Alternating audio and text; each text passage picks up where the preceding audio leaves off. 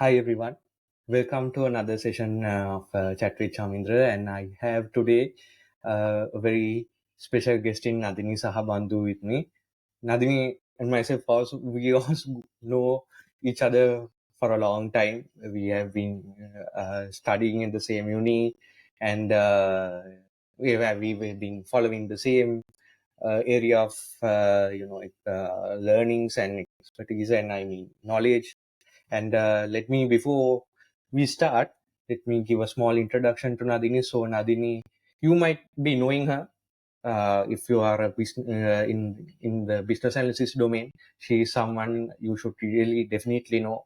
She's an award-winning business analyst from Sri Lanka, now residing in Canada, Toronto, Canada. Which is a loss I feel for our country in a way, because someone very knowledgeable and very uh, very literate about business analysis. She's multiple qualification, multiple awards. She's been working as a business analyst, as a product owner, in and one of the inspiring women in tech uh, in Sri Lanka. And I'm really happy to have her in my show today. And before we start, Nadine, why don't you give an introduction about yourself to the audience? Thank you, Chamindra. I feel like you've said so much about me that I don't know if that's even true. But but thank you for the really kind words. I guess like just to give a little bit of a brief about me, I've been working in IT for about 15 years, close to 15 years now. And my career has been kind of across different roles. I started with IT procurement at ICTA, interning there, and then went into consulting with Ernst & Young, moved along in different domains, as well as like different roles in marketing, in product management, in product ownership. And I think my most career wise, I think something that really changed the perception and the trajectory for me a bit was when I was placed outside of Sri Lanka on a sales role, which I didn't think was something I would want to even go into at first. But that gave me a lot of like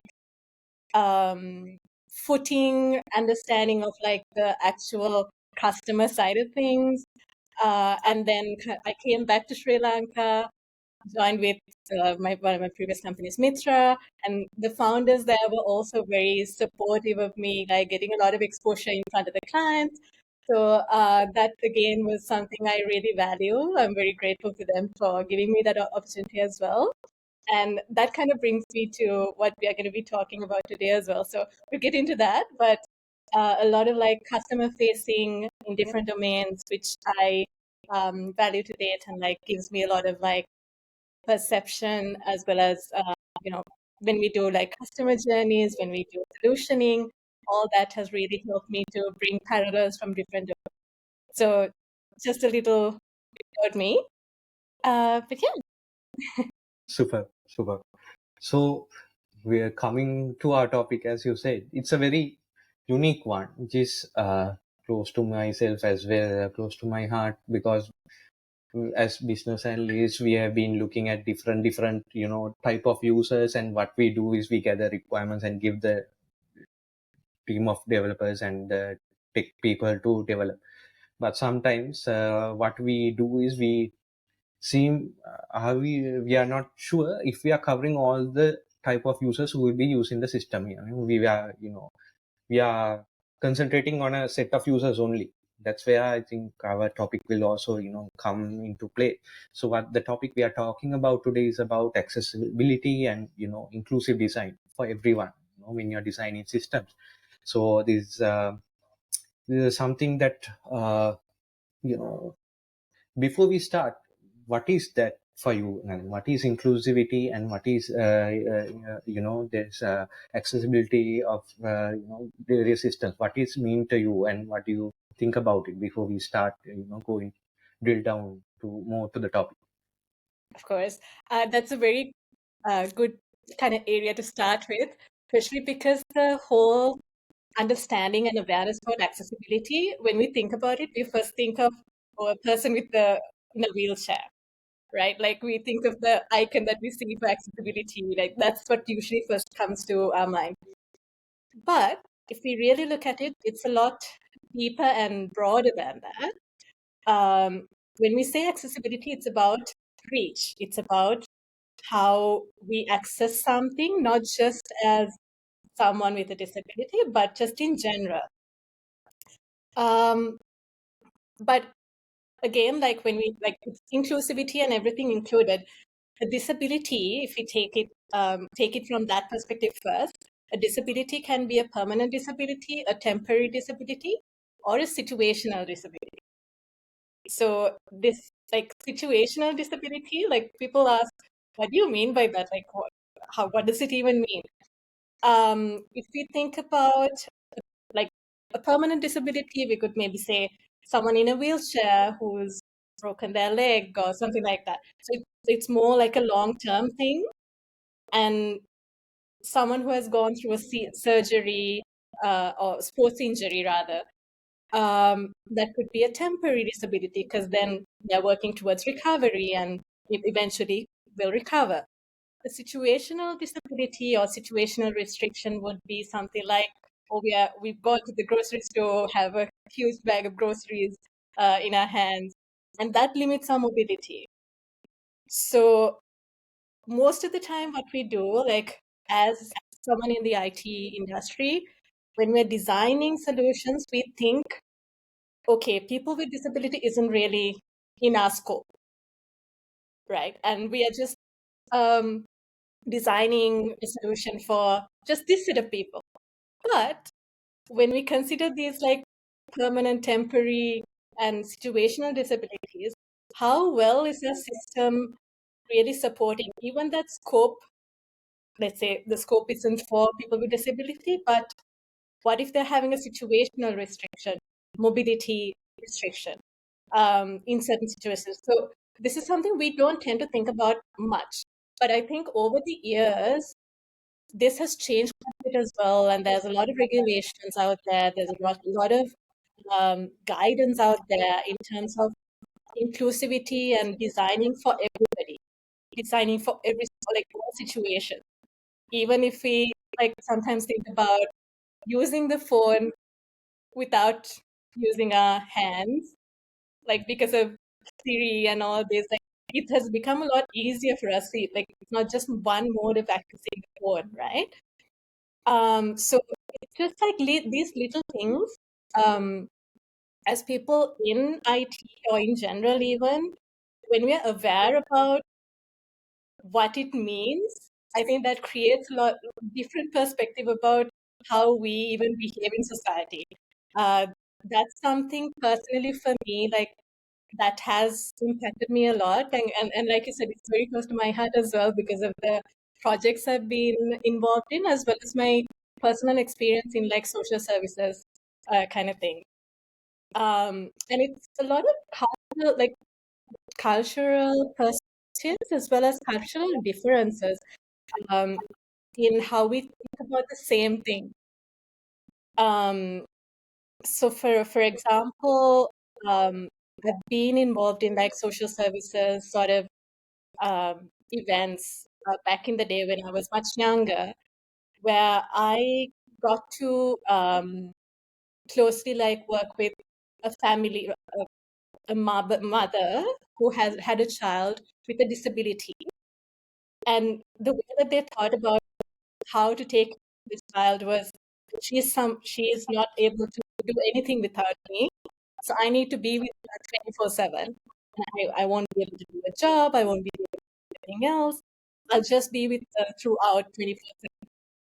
So it's that short-term kind of perspective about how I'm taking care of my child from the mother's perspective. I got the opportunity to be involved in a project in Australia. Um, it's a completely different way of handling it altogether, but similar. I had a similar conversation with a father who had a daughter with a disability. She was in a wheelchair and wasn't really able to communicate much. or express herself, nothing much at all. The way when I talk to them, they're thinking, well, oh, my child has a disability. They're not. I'm not going to live forever, so I need to make sure that I equip her with whatever she needs to be self-sufficient. And because of that, like I'm training her without, while I'm here, without me being there for her to do things on her own and to get the setup and everything sorted for her in a way that she can still live on her own when I'm not there. So it's like similar situations, but different ways of thinking. So it's kind of like that's what brought me a lot of different perspective about, oh, it's like very similar situations. How do people think so differently? What causes them to think so differently? And personally, I think what I've seen, I don't know if this is right or wrong, but personally what I've seen is it's the awareness of certain like situations, what kind of help is there, what sort of support is there. It could be like what sort of support the country has, how people get together and provide for like funding or insurance, like all these different factors kind of come together. So this is a long-winded way of saying perspective about Yeah. what accessibility is, and how do we like think of it in a slightly different way about not just about people with disability, but also about the different situations we're in and how when we're designing something, we can think a little broader than what we focus on in our scope.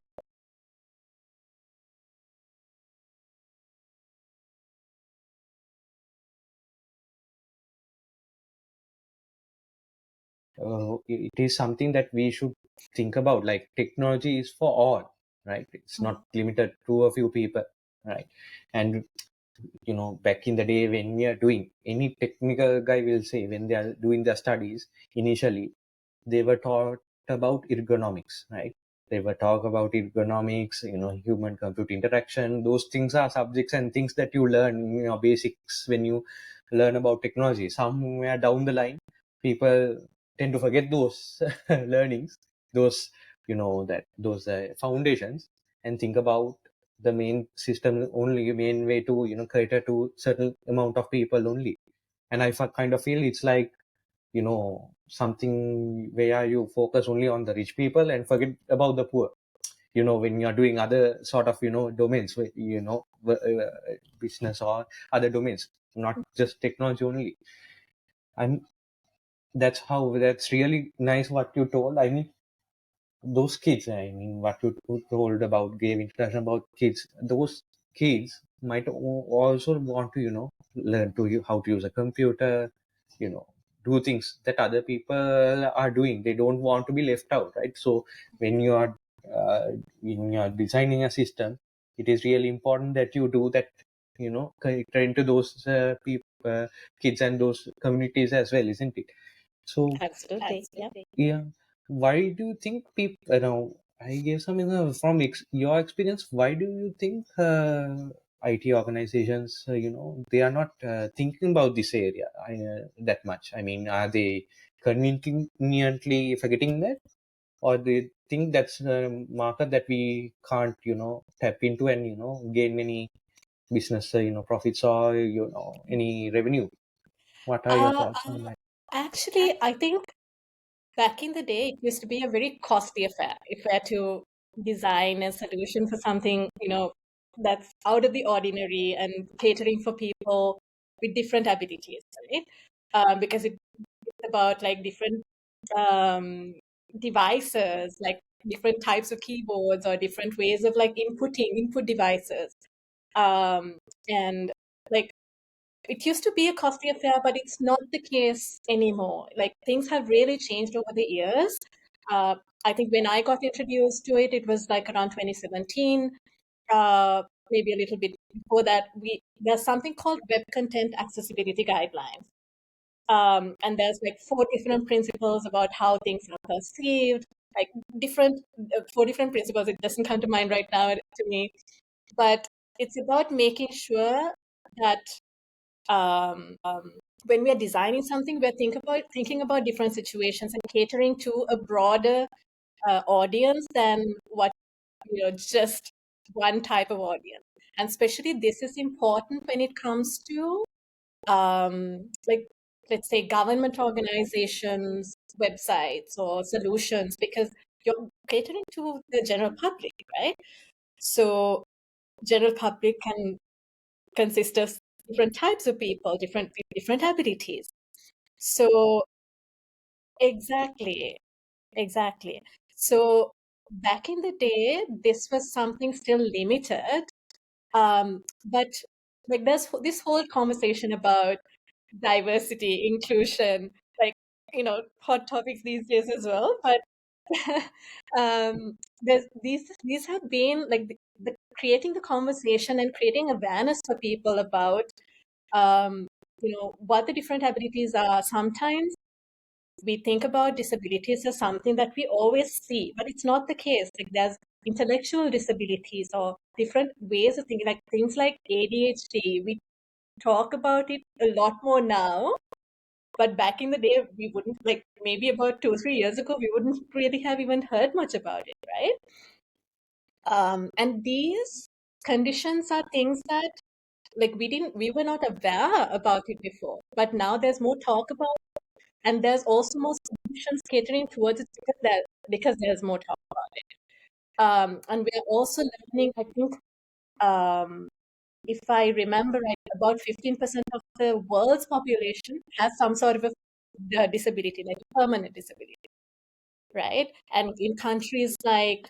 yeah, in Canada and I think in US as well, like it's 20 something percent of people have some at least one type of a disability.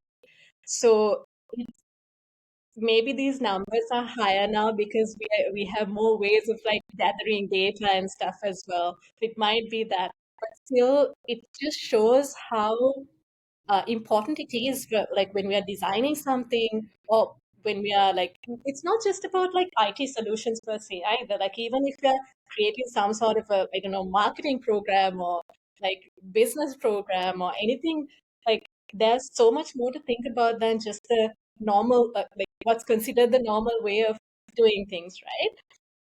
So,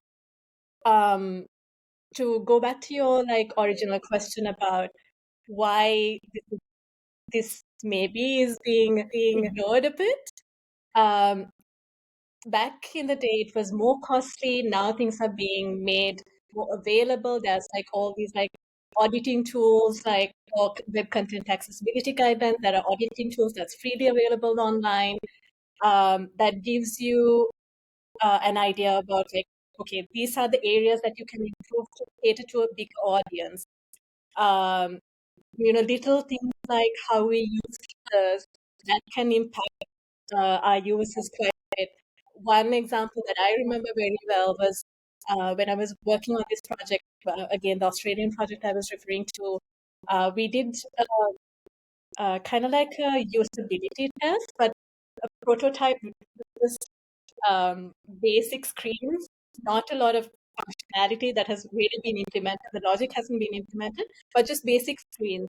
We wanted to see how uh, the login journey is and like how effective it is, right?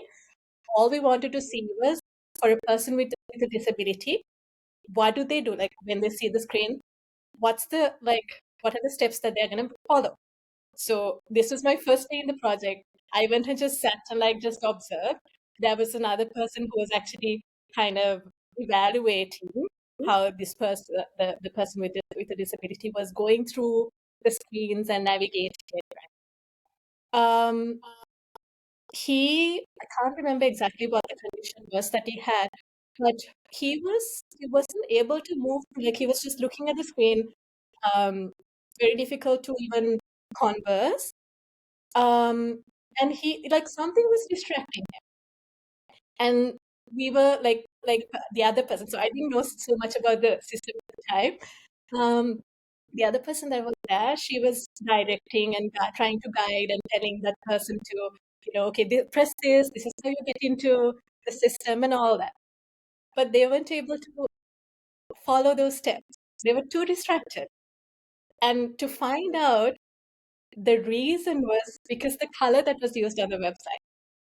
The logo was red, so there was a little bit of red being used and all that. And they weren't able to get through, like even to type and get into the system because this color was distracting them, and it was like kind of agitating them in a way. So this is something that we never expected. You were just wanting to see, okay, like what are the steps they follow through the journey of like signing up and stuff. So that was like very eye-opening for me, and my first time also dealing with an audience like that.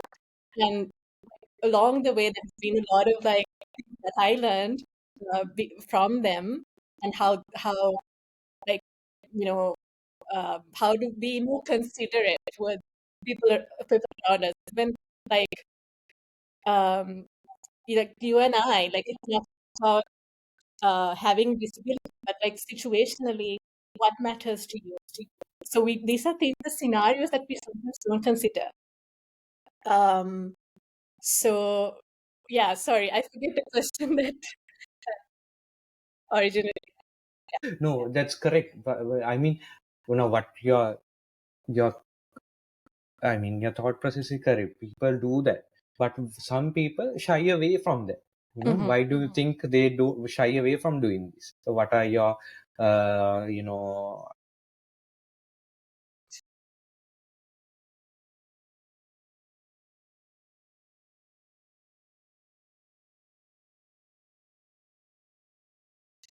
Yeah, absolutely. That's usually the case, right? Because and honestly, that's also true in a way as well. Because so most of the time, so because of these insights that I had, it was exposure that I had that not a lot of people would have, right? Because of the kind of audience that we were catering to with the system that we were developing. So I started like kind of trainings and webinars, educating on like accessibility and inclusive design. This was about like I think 2018, 2019, sometime during that time frame. And there were people from like from university to professionals who at like C-level who got in touch with me after that saying, "Oh, we never really thought about in this way because we weren't aware." And that's most of the time the issue, because that awareness about like what do we mean by accessibility, what do we mean by inclusive design, like what if when we're catering to these like permanent disabilities, we're also catering to these temporary and situational restrictions as well. So that awareness and how prevalent like even disabilities themselves, like how prevalent it is, how big of a problem is it? These were certain things that people not aware about at all. And even the tools that's available, like there's so much available right now. If you Google or ask ChatGPT, the tools that's there to audit on web content accessibility guidelines. There's tons of things that pops up, right? So it's mainly, I feel it's not that people don't want to do it, but that awareness of like what sort of an impact it is that you're making if you're doing these little changes, and what is available for you to help design solutions. And like that's mainly what the big gap is, from my opinion, at least from the past couple of years where I've been doing these webinars and people have been talking to me about their challenges. That's what I've seen mostly. I think it's like this: you have the resources available to you, you don't know how to use it. That's Mm-hmm. one thing. And from a business analyst point of view, accessibility is a non-functional requirement usually Mm-hmm. when you are doing system requirements gathering. If you are Exactly. not, sometimes we tend to focus on the functional requirements, we forget about the non-functional requirements. And something like accessibility is something you will definitely need to question the clients, and you need to ask them, whom are you catering these requirements for? And do Mm-hmm. you have, because you have employees from different skill levels. I mean, uh, disability level, or anything. Some people could be uh, you know blind for certain colors. They don't know that Yep. color mixing, and those things are there. So even what if I'm sharing an experience, these keyboards now, they have been designed to, even for people like us, for to keep our hand rest correctly, rest our hands, Mhm. take care of these muscles and all, because you have these issues with this here. When you Yeah. continue using Yeah. the mouse, you get these problems here. Yeah. These can hurt you in the long run. So they have designed system devices like that. So it's about, as you said, awareness is a key issue, Mhm. and people should consider this as something you should know about when you are doing system designing, right? And again, that systems thinking mindset comes in as well. I think you look from Absolutely. the from a helicopter view and think about all the users, Mhm. and when you're designing systems, because that will help you to gain more popularity through your application as well, from a business point of view, because you are catering to everyone, isn't it? Yeah. And I guess like, especially if you're working for like a government organizations, like building systems for government organizations and more prominent organizations where they're catering to like the general public, it tends to be a requirement, like a regulation almost, in many countries to adhere with these web content accessibility guidelines. And in different countries, they have their own versions of this as well. Like I remember here in Canada, um, Ontario Disability Act or something. It's much broader, but it also talks about like system development and how you need to cater to different audiences and stuff. So similarly, in different countries, they all have these like you know how you need to comply with your systems and design to cater to a broad audience. So when you're like, especially like that sort of like clientele, you are expected to be adhering to that as a regulation. If you don't, you can be fined. So definitely, like when requirements elicitation workshops happen, these are things that as business analysts, as product owners or product managers, we need to be aware of, like what are the regulations um, pertaining to that particular client, and to make sure that we capture all that and incorporate that to our requirements as well. So that's pretty key. But also, I think it's becoming more like things like, I'm not sure if you know, there are these add-ons which you can add on to your website, your systems.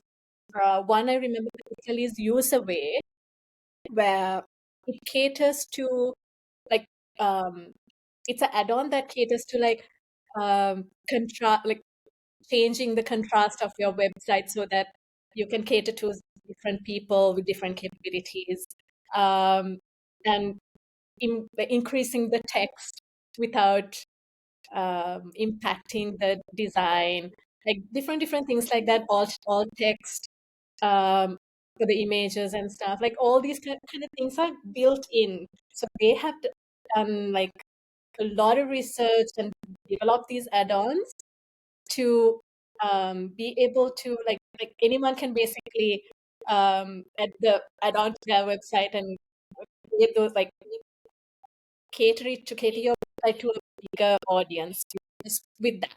So there are all these like easy ways to do it now. Um, so it's something I feel like we need to, as especially as business analysts or product owners, whatever your role is, um, to be aware of these kind of tools and to incorporate that as part of your um, roadmap, if you will. I think that's something very important to be able to cater to a big audience. Maybe not in the MVP, but later you Yeah, can include it as a later release and do it, isn't it? absolutely. Because I feel sometimes if you don't pop that question, even businesses, organizations, they are also not aware. They are also not aware about their own employees, what are their Mhm. disabilities, and they don't see the potential of designing a product based on catering to them, because Mhm. more users who will use that system, they will they will also feel included in the organization much. That inclusion part is very important for sustainability of an organization, isn't it? You are catering to all kind of employees. Mm-hmm. So if it's a matter of them being aware, as well as us, as solutions of IT solutions, making them aware, giving them the information and letting them know you need to think about this area as well, isn't it? And again, what I was thinking, this inclusion is happening in various domains, right? Music, sports, and everything. So why not IT? You should give that. Exactly. Yeah. That's a domain. We should not specialize and just take that away from from IT domain. We should include Exactly. that as well. And I think it's also like changing the narrative a little bit about what accessibility is, like in our minds, because on top of our minds, like accessibility is always related to like people with disability, right? Most of the time, like majority of people, if you ask, that's what comes to mind.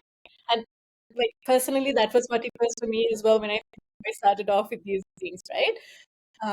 So it's just like kind of changing that narrative a little bit as well in how we think about accessibility and how we think about at the end of the day, what we're building is to make life easier for people, right? So that's what we are like, that's what we're trying to do with accessibility as well. We're just trying to make it more make whatever the systems more accessible. Think about people around us, think about yourself in different situations. Think about how you um, make your environment more like self-sufficient, more inclusive, inclusive being the key word all the time that we've been talking about. Um, and particularly like something that I saw that was really nice, like from a government perspective, um, especially in Australia, like they have like usually any government healthcare cost is like the biggest cost, right? Um, so what they've identified, but in Australia, what they've identified is healthcare cost for people with disability is a big cost. Healthcare and like basically taking care of your people with disability, right? Because generally, many years ago, at least, it's like if you're someone with a disability, it's difficult for you to be part of the workforce, to be contributing to the economy. Like usually, like the mentality that is there is they might not be able to do you know, a job as or the capabilities might be less. That's the mentality that we have. But in reality, there are certain disabilities that's very high functioning, and you might not find someone as great as like if when you find the conditions and find out what your strengths are and cater towards it and work towards it, they might be the best person in that area, right? So there's a lot of things like that that sometimes we're not aware. There's a lot of awareness that needs to be created around this topic, but also like understanding what it means when someone is having conditions, like how do they see something? How would they behave towards something?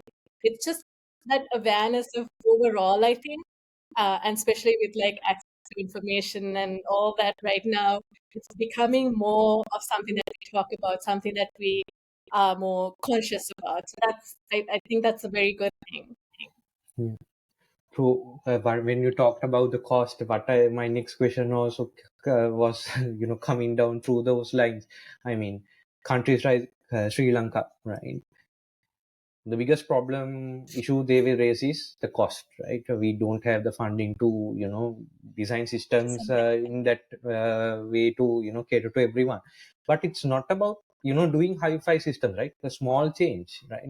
About the colors, the font size. I mean, you can make a start there, and when you see the pulse of the people, and people who like to invest on those systems, they will come and invest. The funding will come naturally. That's what I feel. Maybe I'm wrong.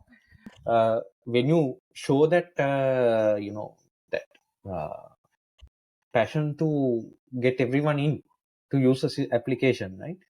Then it will help. People will come in and help you to develop that system to a to a greater level. That's what I feel.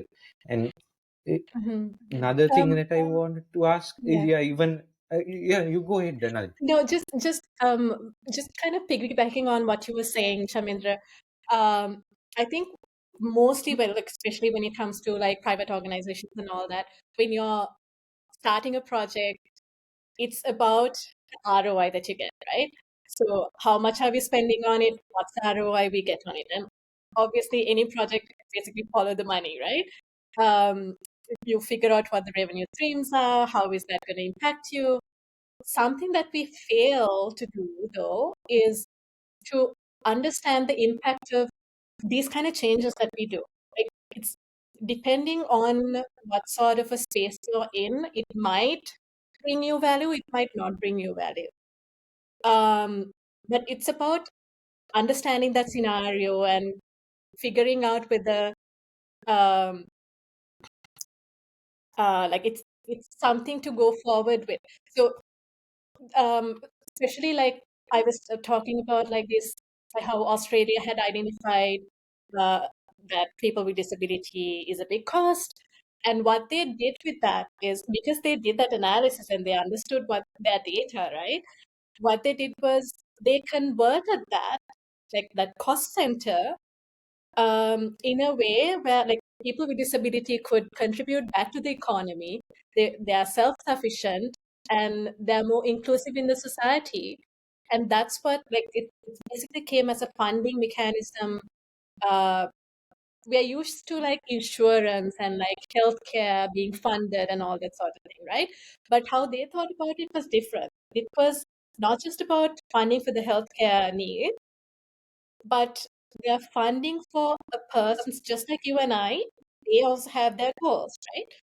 How do um how does the government get involved in helping them achieve their goals, the long-term goals and the short-term goals? So it's not just about funding for the health care needs that they have. It's about if they want to, like, there are some autistic people with autistic symptoms. They are amazing with like artistically, right? And there are people, I've seen a couple of cases where like they've started their own business related to art. Um, and this can be a goal for somebody, right? So how do like it's about funding the goals of the person, whether it is things like, you know, day to day, I need to go to a class, like art class, to learn how to, you know, do all the artistic things. And that could be one thing. So that, which means that person needs transportation, and also these classes that they attend. So these can be funded. And then there's also like someone who's restricted with mobility. They might need special setup in their houses to be able to move around. And some people might need therapy. Some people might need want to, you know, be self-sufficient, so like learn to drive, um, even whatever condition that they have. So these kind of things are being funded by the Australian government, depending on their goals, depending on their primary and secondary disabilities. So with that, they have been able, their goal has been, when they started off the program, was to help people with disability to be independent, self-sufficient, and included in the society. And that's what they're, it's a very different way of thinking, right? So overall, the ROI, because these people are also contributing back to the economy, they've changed it around. So they've changed the narrative there. Personally, I haven't seen that happening in any other countries that I've like experienced. But I thought that was a brilliant way to think about it, right? And they've really changed lives of people. So it's I think it's that like being aware enables those kind of programs to come on. The awareness part, I think, is a big gap we have kind of in a lot of places. So that, It's a very good example what you said. I think something that in what that the responsible people in Sri Lanka should learn, study and do something about it, because in Sri Lanka also we have that same problem. I know a lot of people will, a lot of people know how to use a mobile phone, right? They know, even, I mean, that penetration is very high in Sri Lanka as well. But how to make use of it to, generate revenue for the country, something that, if you think in that terms and in those lines, and help, them to, find that way and contribute to the economy, that's a very good way, that ROI will definitely go high, and that would be create a lot of positive impact for themselves, and that themselves, and important thing, that keyword inclusion will be, really achieved. Great. And it's a ripple Super. effect. It's a ripple Yeah, effect, that's not true. just for, That will yeah. go to everyone, right? Super, super. Okay, and that's really super. So before we conclude our chat, this is something, we know, you and I, we know about it. We had talked about it. I think someone, should support this. And again, related to funding and all, any investor or anyone who's looking to invest on a company and organization, if they see this kind of opportunity, yeah, they should think about it and invest it as well, because it's about action as well, isn't it? You have to do some small steps and action. And again, uh, we should, something, one point you might have also agree on this: accessibility is not about just talking about disability. It could be anyone, some rural areas, someone who, a kid who doesn't have any access to, education, giving them to use a computer. Those small things matter, right? That small thing. Sure. So it's about, technology for all, as I said earlier. Giving that small steps will help them. So before we conclude, Nadine, any, final, any thoughts, and, what do you want to give us a message about this, Um, to our audience? Yes. I yeah, think people have learned a lot about from you today. Just a I small hope note so. to yeah. I don't consider myself to be an expert on the topic, but it's just about kind of sharing my exposure and what I've learned throughout the Yeah. last couple of years. Yeah. And it really helped me think of things in a different perspective as True, well. true, true. Not just Correct. about like how you build a system, but thinking about like What little, is the value created by the system you are building, isn't it? yeah, Value. value created by the system, as well as like what are these things that people around me might be going through, True. right? Like just in society, like it's just being considerate to each other, understanding each other's ways of like dealing with certain things.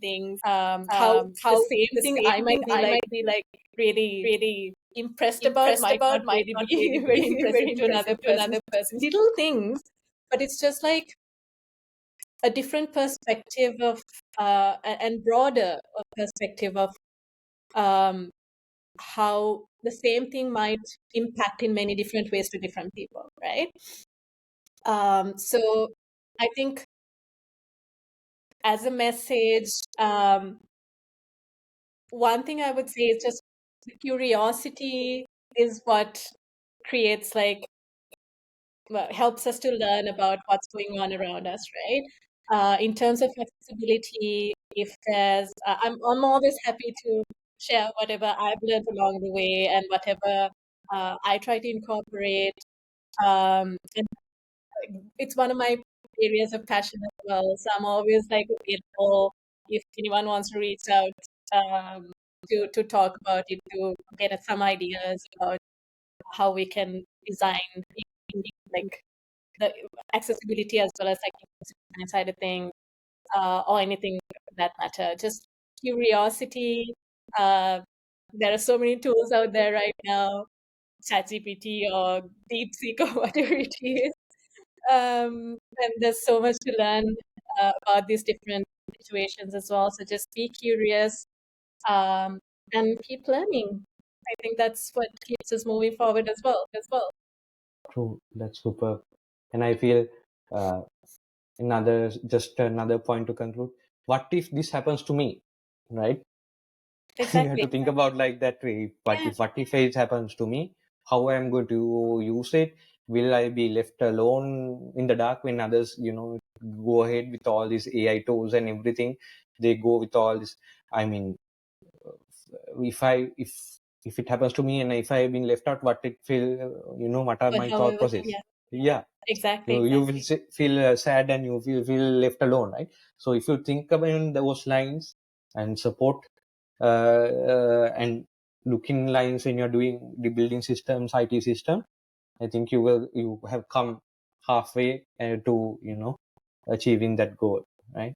For Isn't sure. it? Sure. Yeah. And for business analysts who's listening this, it's extra work for you.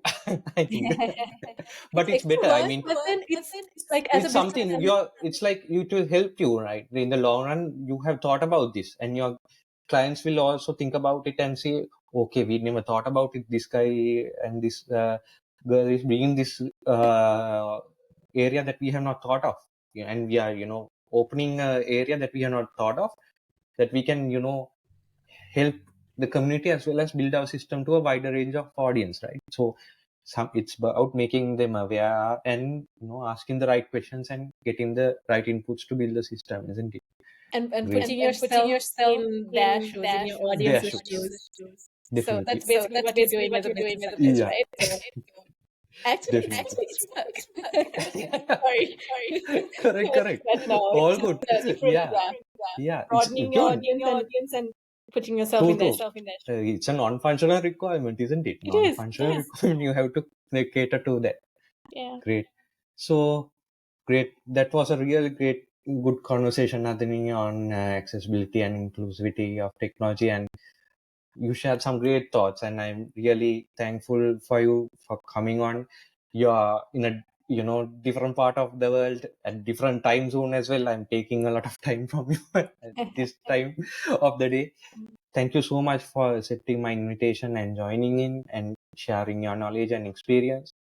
And I wish you all the very best with everything you are doing. And I ask the audience to, I will share her, social pages, with the links below. So just give her a follow, talk to her, learn about her learn from her experience. I mean, that will take you a long way in your career. And, knowledge is the king, right? So when you learn from someone like Nadini, I mean, that will help you to build your career and go a long way in your path of achieving your career goals. Uh, all the best again, Nadini, and keep the Sri Lankan flag high, flying in Canada. And I wish you all the very best with everything. Keep in Thank you touch, so much, and Ravindra. we'll connect again soon in another session. Absolutely, I'd be happy to. And thank you so much for having me on your show. I'm very happy to be part of it. Great, super. Okay, then. Thank you very much. All right, Okay, thank you. thank All the very you. best. Bye. Bye. Bye.